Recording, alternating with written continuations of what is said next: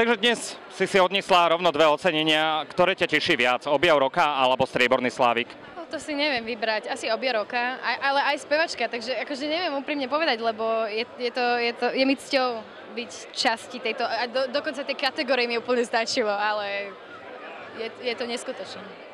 Aké boli tvoje úplne prvé pocity, keď si počula svoje meno dnes večer pri vyhlasovaní výsledkov?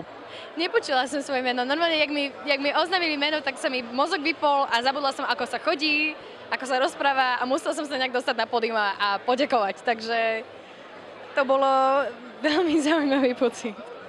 Ako ti to ocenenia zmenia tvoj život? Máš pocit, že ich nejakým spôsobom ovplyvňa, alebo len dajú dôkaz toho, že naozaj si speváčkou? Úprimne neviem. Mne to dokáže to, že ľudia to počúvajú a že niekto to má rád.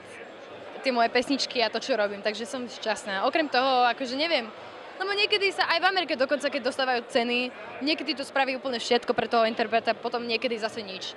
Takže neviem povedať úprimne, ale to je pre mňa, toto bude blízko k srdci preto, lebo to je vlastne od tých fanúšikov, že hlasovali, že si to vážili a že to počúvali hlavne. Ocenenia zostávajú na Slovensku, alebo berieš si ich zajtra ráno za sebou do Ameriky? Berem si ich zajtra ráno, lebo mamina sa bude tešiť, keď ich uvidí, takže preto ich berem domov. Čiže budú mať svoje čestné miesto na poličke v apartmáne v Nashville kde ich mamina môže vidieť, lebo mamina sa bude asi najviac z toho tešiť. Čo ťa čaká v najbližších týždňoch a mesiacoch? Týždňoch škola a ďalšie práce v Amerike. Cestujem teraz v Ameriku medzi Los Angeles a Miami, takže tiež sa veci dejú, nemôžem prezradiť čo. Potom naspäť na Slovensku v marci, potom tu budem tiež maj, jún, júl. Takže určite tu budem. Koncerty, ďalšie prekvapenie na Slovensku, duet so sestrou cez leto, takže veľa vecí.